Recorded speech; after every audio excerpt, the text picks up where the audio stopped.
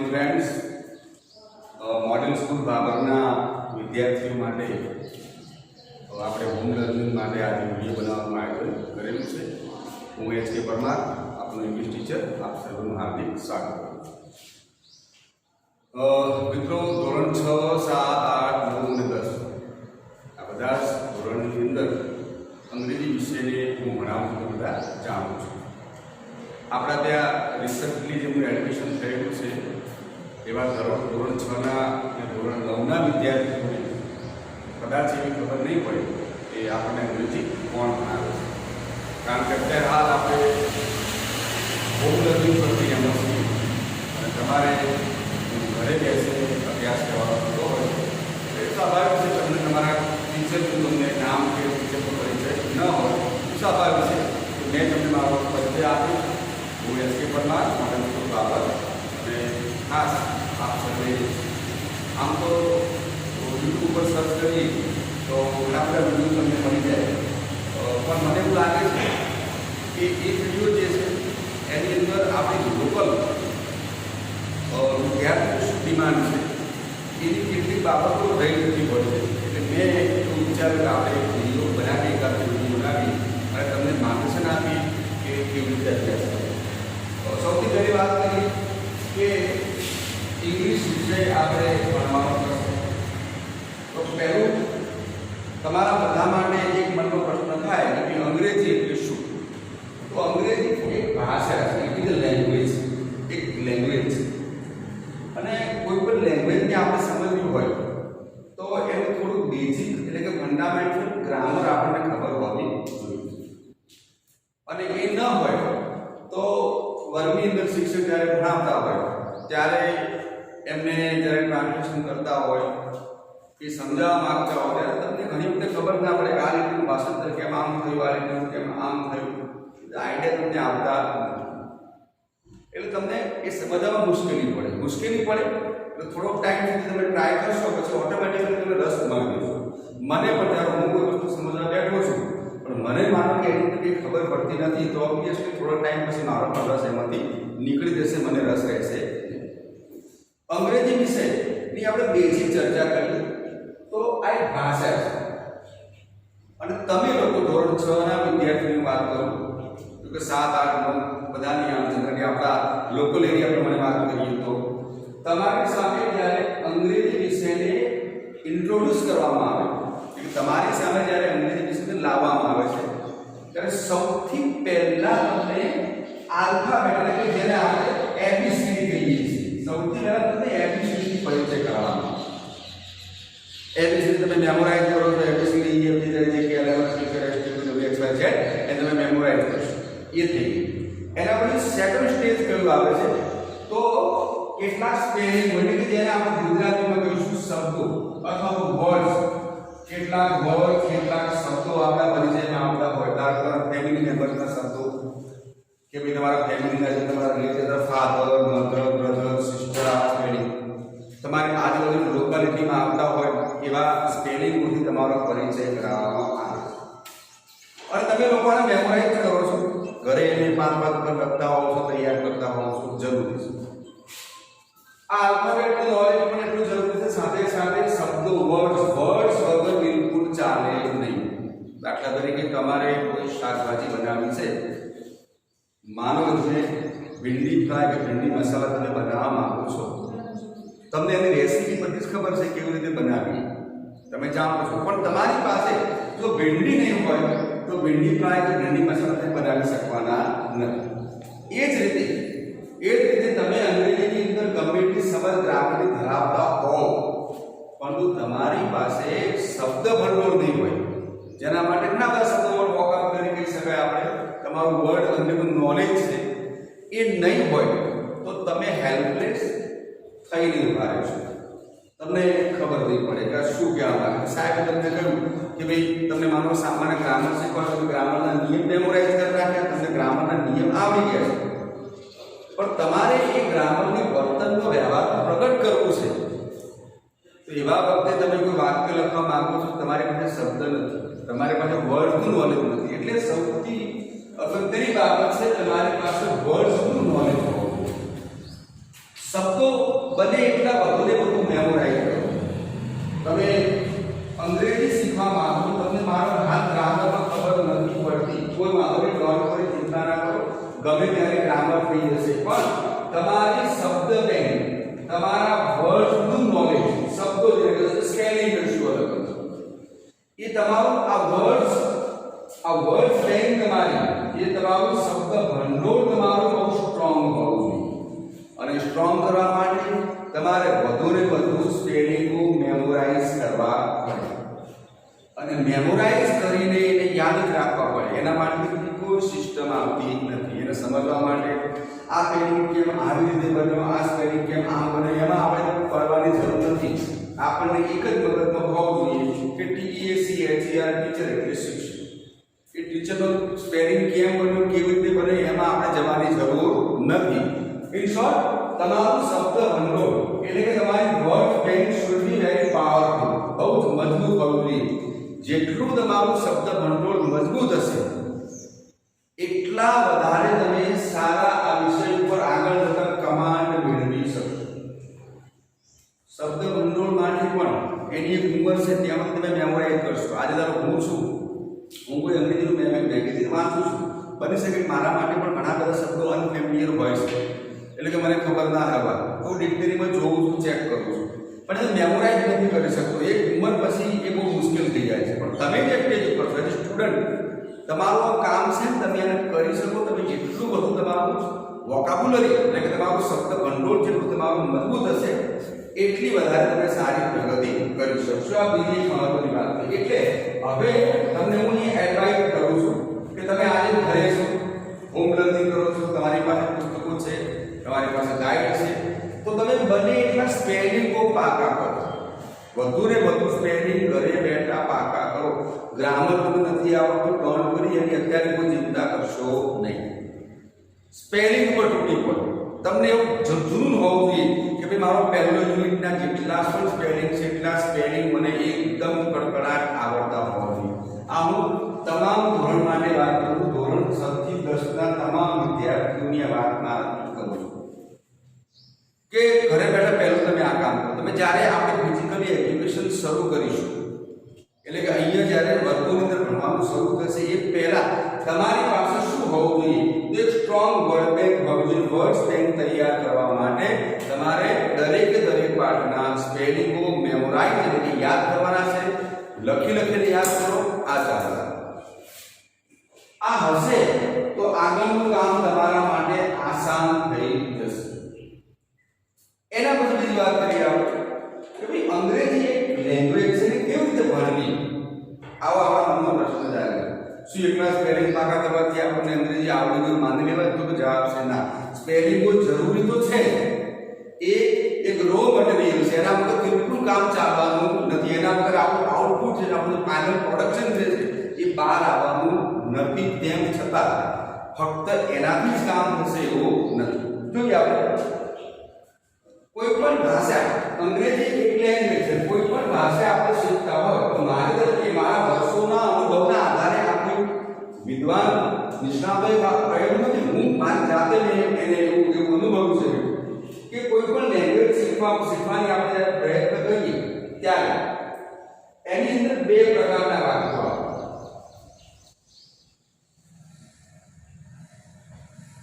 કોઈ પણ લેંગ્વેજ જ્યારે આપણે શીખવાની શરૂઆત કરતા હોઈએ તો બે પ્રકારના વાક્યો આવે છે. એ કયા વાક્યો છે? તો એક છે સાદા વાક્યો, આ મેં જાતે બનાવ્યું છે, અને બીજા છે ક્રિયાવાળા વાક્યો. આ હવે તમને કહે સાદા વાક્યો છે, કેવા વાક્યો? તો સાદા વાક્યો એટલે એને બીજા શબ્દોમાં કહીએ તો ક્રિયા વગરના વાક્યો, જેમાં ક્રિયા બની નથી એવા વાક્યો. તમે કદાચ એવા વાક્યો કયા? દાખલા તરીકે હું શિક્ષક છું, તમારી સામે બોર્ડમાં ઉદાહરણ ગુજરાતીમાં કે હું શિક્ષક છું, આ એક વાક્ય લખું છું. બીજું હું લખું છું હું અંગ્રેજી ભણાવું છું. આ બે વાક્યો તમારી સામે લખ્યા છે. બે વાક્યોનું પહેલું વાક્ય છે એની અંદર હું શિક્ષક છું, અને બીજું વાક્ય હું અંગ્રેજી ભણાવું છું. આ વાક્ય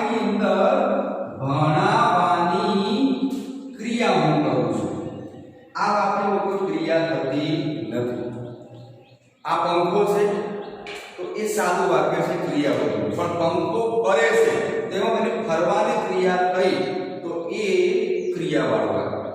તમે હવે તમારી આજુબાજુ વિચાર કરો કે ભાઈ આ મારો ભાઈ છે, આ સાદું વાક્ય, પણ ભાઈ ક્રિકેટ રમે છે તો ક્રિયાવાળું વાક્ય છે.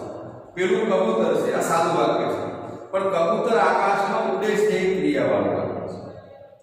તો આવા વાક્યો હવે તમે જાતે કલ્પના કરો, ઇમેજિન કરો, તમે આવા વાક્યો તમારી આજુબાજુ તમે જોઈ શકો છો. તમે બહાર નજર કરી, બાજુમાં નજર કરો છો, કોઈ માણસ છે, તમે કહી શકો કે ભાઈ પેલો માણસ છે, આ સાદું વાક્ય છે, એટલે ક્રિયા વગરનું વાક્ય છે. એ માણસ ખાડો ખોદતો, તમે એવું કહેશો માણસ ખાડો ખોદે છે, તો ખાડો ખોદવાની અહીંયા ક્રિયા થઈ છે, તો ક્રિયાવાળું વાક્ય. આ એક અંગ્રેજી વાત બધી તમામ ભાષાઓમાં આ પ્રકારે હોય, સાદા વાક્યો અને ક્રિયાવાળા. તો જે સાદા વાક્યો છે એનું જ્યારે આપણે અંગ્રેજીમાં રૂપાંતર કરીએ તો એનું જ્યારે અંગ્રેજી સમજીએ, અને જે ક્રિયાવાળા જે વાક્યો છે એનું જ્યારે આપણે અંગ્રેજી સમજીએ ત્યારે બંને વચ્ચે એક બહુ મોટો ડિફરન્સ. સૌથી પહેલા આપણે સાદા વાક્યોની વાત કરવા જઈશું.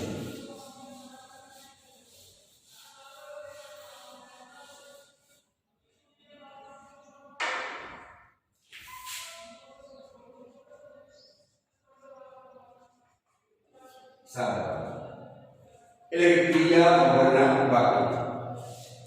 જે સાદા વાક્યો અથવા તો ક્રિયા વગરના જે વાક્યો છે અને બીજું નામ આપીશું ક્રિયા વગરના વાક્યો, જેમાં કોઈ ક્રિયા થતી નથી. આ સમજવાનું. હવે એ સમજતા પહેલા આપણી સામે મારા નંબરનો પાછો પ્રશ્ન આવે છે કે હું તમને આ સમજાવું એના પહેલા તમને સર્વનામનું તમને જ્ઞાન આપું, એટલે તમને થોડું વધારે પછી સરળ પડશે. તો પહેલા આપણે સાદા વાક્યો પછી જોઈએ. સૌથી પહેલા આપણે સર્વનામની આપણે જરા બાબત સમજી લઈએ. સર્વનામ.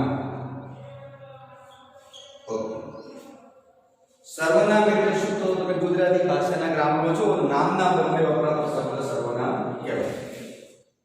ગુજરાતીના તમે વ્યાકરણમાં તમે જો ત્યારે તમને જોવા મળશે કે નામના બદલે જે વપરાય એને સર્વનામ કહેવાય. તમને નામના બદલે વપરાય એની વ્યાખ્યા આવી થાય કે નામના બદલે વપરાતો શબ્દ એટલે સર્વનામ. આગળ નામના બદલે કેવી રીતે? દાખલા તરીકે તમે ગુજરાતીમાં મારા વિશે નિબંધ લખો છો તો તમે પહેલેથી મારું નામ તમે ઇન્ટ્રોડ્યુસ કરશો કે ભાઈ મારા અંગ્રેજી શિક્ષક એસ.કે. પરમાર એ મારા ફેવરેટ શિક્ષક છે, એમ તમે શરૂઆત કરો. પછી તમે દરેક વાક્યમાં એવું નહીં લખો કે એસ.કે. પરમાર સવારે વહેલા ઉઠે છે, એસ.કે. પરમાર નિયમિત શાળાએ આવે છે, એસ.કે. પરમાર અમને અંગ્રેજી ભણાવે છે, એસ.કે. પરમાર અમારું ગુરુવારે નિયમિત ચેક કરે છે. આવું તમે વારંવાર નહીં બોલો. તો ત્યાં શું બોલશો તમે કે ભાઈ તેઓ અથવા તે નિયમિત શાળાએ આવે છે, તે અમને અંગ્રેજી ભણાવે છે, તે અમને ચાહે છે. તમે આવા શબ્દો વાપરો છો. આપણે આપણા પોતાના માટે મેં આ બોલ્યો, આપણે બોલ્યો, આપણે, તો આપણે જે શબ્દ છે એ આપણને રજૂ કરવા માટે આપણે વાપરવા માટે સર્વનામ છે. મારું, તમારું, તેણીનું આવા શબ્દોથી આપણે પરિચિત છીએ. તો આવા શબ્દોને સર્વનામ કહેવાશે. અંગ્રેજીમાં કયા સર્વનામ કેવી રીતે આવે છે? સર્વનામના આપણે 3 પ્રકાર પાડીશું. પ્રથમ પુરુષ,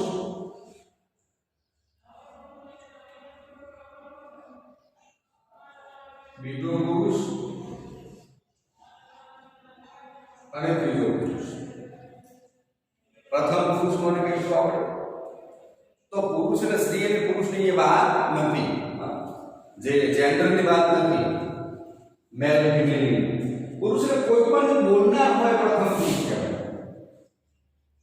બોલનાર વ્યક્તિ, અત્યારે હું બોલું છું તો હું પ્રથમ પુરુષ ગણાય. સાંભળનાર, તમે લોકો સાંભળનાર છો તો કોઈ પણ સાંભળનાર જે છે એ ગણાશે બીજો પુરુષ. અને જ્યારે બોલનાર અને સાંભળનાર કોઈ ત્રીજી વ્યક્તિની વાત કરતા હોય ત્યારે એને ત્રીજો વ્યક્તિ, બોલનાર સાંભળનાર સિવાયના ત્રીજી વ્યક્તિ. હવે પુરુષ એટલે તમે મેલ ફિમેલની વાત ના સમજતા. છોકરી બોલતા હું પુરુષ છું, પણ મારી જગ્યાએ કોઈ તમને કોઈ લેડીઝ ટીચર ભણાવતા હોય, કોઈ ફિમેલ ટીચર ભણાવતા હોય, તો પણ બોલે છે માટે પહેલો પુરુષ ગણાશે. એવું તમે જેન્ડર વાઇઝ જતા નહીં. પ્રથમ પુરુષની અંદર આપણે કર્તા, કર્મ અને સંબંધ એમ ત્રણમાં આપણે જોઈશું. તો કર્તા એટલે કે બોલનાર વ્યક્તિ જ્યારે ક્રિયા કરતો હોય, ધારો કે અત્યારે હું બોલું છું અને હું ક્રિયા કરું છું, હું બોલું છું કે હું અંગ્રેજી ભણાવું છું. બોલનાર વ્યક્તિ જ્યારે ક્રિયા કરતો હોય તો ગુજરાતીને પોતાના માટે હું વાપરશે, પણ એ વાત જ્યારે અંગ્રેજીમાં આવશે ત્યારે પોતાના માટે આઈ વાપરશે. ગુજરાતીમાં હું કહેશે પણ અંગ્રેજીની અંદર બોલનાર વ્યક્તિ પોતાના માટે આઈ શબ્દ વાપરશે. બોલનાર વ્યક્તિ ક્રિયા નહીં કરતો હોય, ક્રિયા તો બીજી વ્યક્તિ કરતું હશે, પણ જેમ ગુજરાતીમાં એમ કહેવાય કે અમને, તારું હું એમ કહું કે ભાઈ તમે મને પસંદ કરો છો, તો આમાં જે મને શબ્દ આ જ શરીર માટે વાપરો છું, પણ એમ હું ક્રિયા કરતો નથી, એવું કર્મ છે, તો એના માટે મી શબ્દ વાપરો છું. ગુજરાતીમાં જે આપણે મને શબ્દ વાપરીએ છીએ, ગુજરાતીમાં જે આપણે મને શબ્દ વાપરીએ છીએ ત્યાં અંગ્રેજીમાં આપણે મી વાપરીશું. એના પછી સંબંધ, કોઈ વ્યક્તિ કે વસ્તુ સાથે સંબંધ બતાવવા માટે આપણે ગુજરાતીમાં ઘણા બધા શબ્દો આપણે મારું, મારો, મારી, મારા, મારો, બધું આ બધા જ માટે બોલનાર વ્યક્તિ અંગ્રેજીમાં એક શબ્દ વાપરશે માય. આ શબ્દો વિશે તમારી પાસે નોલેજ તો છે, તમે આ શબ્દોથી અનફેમિલિયર નથી, તમે અત્યાર સુધી ભણ્યા છે, એમાં શબ્દો તમારા પરિચયમાં આવેલા જ છે, નવા નથી, પણ એને આપણે પદ્ધતિસર સમજવાની કોશિશ કરી રહ્યા છીએ કે ભાઈ કોઈ પણ બોલનાર વ્યક્તિ જ્યારે ક્રિયા કરતો હોય ત્યારે પોતાના માટે અંગ્રેજીમાં આઈ વાપરશે. બોલનાર વ્યક્તિ ક્રિયા નહીં કરતો હોય, એના ઉપર ક્રિયા કરવી છે, કર્મ તરીકે જ્યારે હશે ત્યારે એના માટે મી શબ્દ વાપરશે. બોલનાર વ્યક્તિ કોઈ વસ્તુ કે વ્યક્તિ સાથે, ધારો કે વસ્તુ છે, આ મોબાઈલ છે, મારે કેવું ગયું તો હું કહું ભાઈ આ મારો મોબાઈલ છે, હું બોલનાર વ્યક્તિ આ વસ્તુ સાથે મારો સંબંધ બતાવવા માટે સંબંધક સર્વનામ તરીકે માય વાપરીશ. બોલનાર એકલો હોય ત્યારે, પણ બોલનાર એક વખત વધી જાય, એક કરતા વધારે બોલનારા હોય અમે કહીશ. દાખલા તરીકે હું એકલો છું, તું એમ કહીશ કે હું તમને ભણાવું છું, પણ એક કરતા વધારે શું કહેશું આપણે કે અમે તમને ભણાવીએ છીએ. બોલનાર વ્યક્તિ એક કરતો વધારે હોય એ વખતે એ પોતાના માટે અમે શબ્દ વાપરશે, ક્રિયા કરતો હોય ત્યારે. ગુજરાતીની અંદર બીજો શબ્દ આવે અમને, કર્મ તરીકે અમને, તો અમને માટે આપણે વાપરીશું અસ. ઘણા લોકો ઉચ્ચારણ ખોટું કરે છે, એસ બોલતા, અસ બોલતા હોય છે.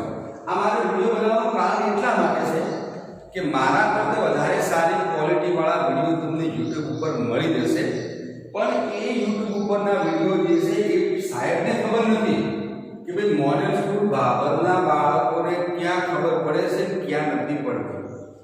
મારા અનુભવથી મને ખબર છે, વર્ષો વર્ષનો મારો અનુભવ છે કે મોટા ભાગના છોકરા કહે છે અજ, આ ઉચ્ચાર શું કરે છે, અજ ઉચ્ચાર કરવાનો છે અને અસ કહેવાય છે.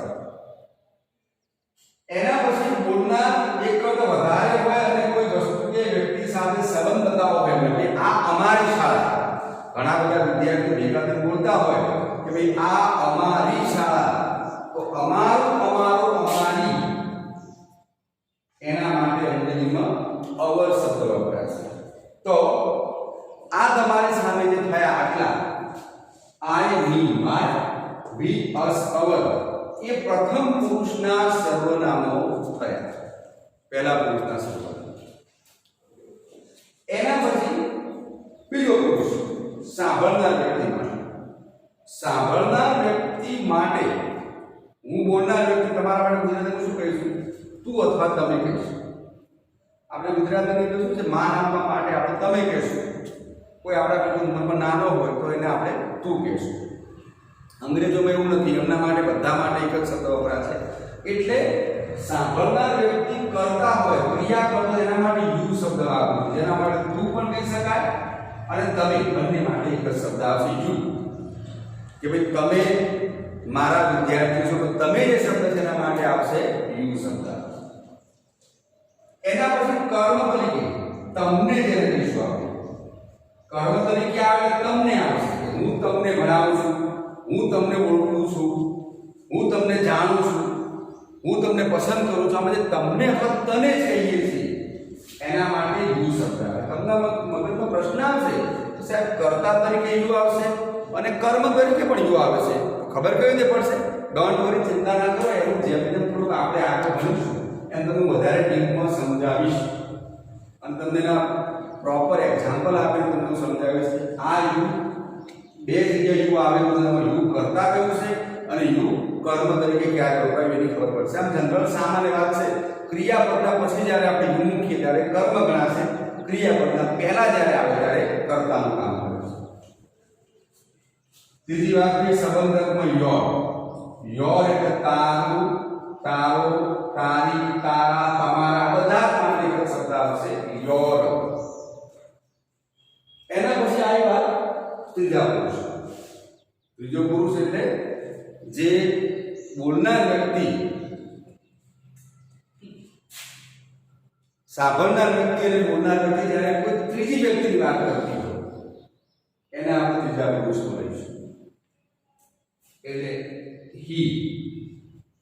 આ હી એટલે તે આ પુરુષ માટે વપરાય જ્યારે કોઈ ત્રીજી વ્યક્તિ, ધારો કે આપણે માનનીય પ્રધાનમંત્રી વિશે વાત કરતા હોય તો એના માટે આપણે હી વાપરીશું, કારણ કે હું પ્રધાનમંત્રી નથી, તમે નથી, તે પ્રધાનમંત્રી, તે દિલ્હીમાં રહે છે, તે રીતનું સંચાલન કરે છે, તો એ તે શબ્દ માટે આપણે હી શબ્દ વાપરીશું. એવી રીતે કર્મ તરીકે હિમ, તેને અથવા તેમને, આપણે શું છે ગુજરાતીમાં એક જ વ્યક્તિ હોય પણ બહુ માનવાચક શબ્દ એના માટે આપણે એના પર તમે નથી કહેતા. કારણ કે પિતાજી છે આપણા, તો પિતાજીને આપણે તમે નથી બોલતા, આપણે તમને બોલીએ છીએ. પણ હકીકતમાં પિતાજી વ્યક્તિ તો એક જ છે એટલે ગણાશે એક વચ્ચેની અંદર માટે, એના માટે આપણે હિમ વપરાશે. એના પછી હીજ એટલે એમ થશે તેનું અથવા તેની. કોઈ વ્યક્તિ, ધારો કે પેલો આશીષ છે, આ વાત થઈ, પેલું તેનું ઘર છે, તો એ તેનું જે શબ્દ છે એના માટે આપણે અહીંયા ઈજ શબ્દ વાપરીશું. આ જે શબ્દ. એના પછી વાત થઈ કે ભાઈ કોઈ સ્ત્રી હોય, ત્રીજી વ્યક્તિ, બોલનાર સાંભળનાર સિવાય કોઈ સ્ત્રી છે તો એના માટે આપણે સી શબ્દ વાપરીશું, જેના માટે આપણે તેણી. તેણી આપણે ખરેખર લોકલ લેંગ્વેજ બોલતા નથી, આપણે સ્ત્રી હોય કે પુરુષ બધા માટે આપણે તે જ બોલીએ છીએ. એક્ઝેક્ટ ચોક્કસ વાત કરો તેણી બોલવું જોઈએ, પણ ઘણી વખતે આપણે મોટા ભાગે હું પણ નથી બોલતો, તમે પણ બોલતા નથી, પણ એને ખરેખર તેણી કહેવાય. કોઈ સ્ત્રી હોય અને એ જ્યારે કોઈ ક્રિયા કરે છે તો એના માટે તેણી.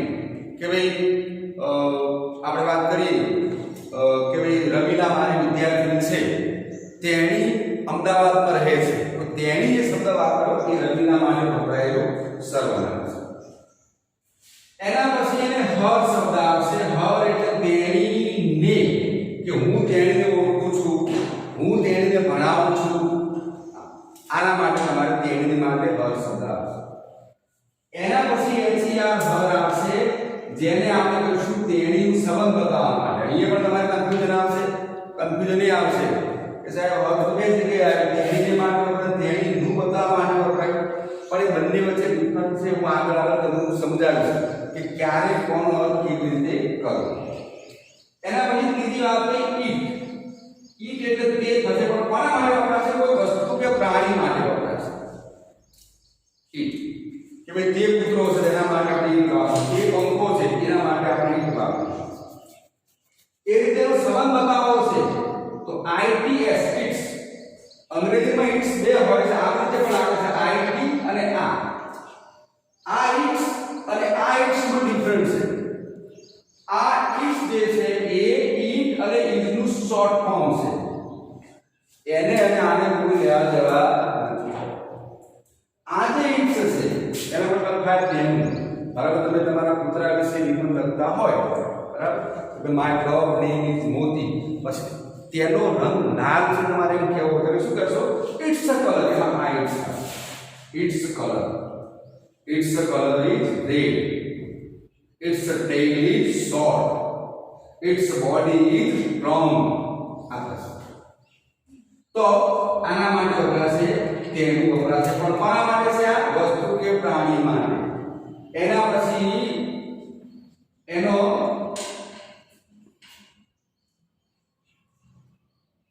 સોરી મારી ભૂલ થઈ છે, ફરી તમને સમજાવું છું. મારે જે સર્વનામ કર્મ વિભક્તિ થઈ ગયા મેં તમને સમજાવ્યું, શબ્દ ફરી તમને સમજાવું છું. સોરી કે ઈટ વપરાયો કરતા નથી. ફરી વખત કોઈ પણ વસ્તુ કે પ્રાણી છે, વસ્તુ કે પ્રાણી એના માટે કર્તા તરીકે ઈટ વપરાશે. આ વપરાય કર્મ તરીકે તમને આ શબ્દને કહેવું તમને પહેલું આ સમજાવ્યું. કર્મ તરીકે એના માટે ઈટ વપરાશે, જેનો મતલબ થશે તેને. અને હવે મેં તમને સમજાવ્યું, મારે પોતે ત્યાં ફરી એકવાર સોરી કહું છું. સંબંધક સર્વનામ કોઈ વસ્તુ કે પ્રાણી જે છે એનો સંબંધ બતાવવા માટે ઉદાહરણ આપ્યા તો એના માટે ઈટ વપરાશે, જેનો મતલબ થશે તેને. આટલા થયા સર્વનામ. ફરીથી એકવાર ચાર્ટને આપણે સમજી લઈએ તો અંગ્રેજીની અંદર જો કે દરેક ભાષામાં સર્વનામ હોય છે, કે અંગ્રેજી હોતા નથી, પણ આપણે અંગ્રેજી વિશે ભણવો છે અને આપણે ઇન્ટ્રોડ્યુસ કરવો તમારી સામે માટે એની વાત કરી અને ગુજરાતીના આધાર પર આપણે આગળ વધી રહ્યા છીએ. પ્રથમ છે કે બોલનાર વ્યક્તિ પોતાના માટે એકલો વાય વચન છે. આયુ વાપરશે કર્તા તરીકે, સંબંધ કર્મ તરીકે મી વાપરશે, સંબંધ તરીકે માય વાપરશે. બોલનાર વ્યક્તિ એક કરતા વધારે મી વાપરશે, કર્મ તરીકે અસ વાપરશે અને સંબંધ તરીકે અવર વાપરશે. તો આટલા જે થયા, આટલા એ તમારા પ્રથમ પુરુષના સર્વનામ થયા. આ તમને તમારે મેમોરાઇઝ કરી દેવાના છે, તમને ખ્યાલ હશે, પણ તેમ છતાંય કારણ કે આના આધારે ઘણું બધું આવશે. આગળ તમે જેમ જેમ ભણશો એમ આ તમારા માટે બેઝિક નોલેજ બહુ જરૂરી છે. કમ્પલસરી તમારે યુ મસ્ટ હેવ, તમારી પાસે હોવું જોઈએ એવું આ જરૂરી છે. એના પછી આ મેં જે લખ્યા યુ, યુ અને યોર, એ તમારે કયા પદના સર્વનામ થયા? તો એ તમારે બીજા પુરુષના સર્વનામ થયા. આ પણ તમારે મેમોરાઇઝ કરવાનું. એના પછી વાત કરીએ છીએ આપણે કે ભાઈ ત્રીજો પુરુષ, એટલે કે કોઈ ત્રીજી વ્યક્તિને જ્યારે આપણે વાત કરતા હોય કે કર્તા તરીકે હોય તો ઈ પુરુષ હોવો જોઈએ. સ્ત્રી હોય તેના માટે સી અને કોઈ વસ્તુ કે પ્રાણી તેના માટે ઈ વપરાશે. પણ આ ત્રણેય ત્રણ છે શું છે? એક વચન છે. એટલે કે એક પુરુષ, એક સ્ત્રી કે એક વસ્તુ કે પ્રાણીની વાત કરી રહ્યો છું ત્યારે આ બીજો પુરુષ છે, પણ આ જ વપરાશે.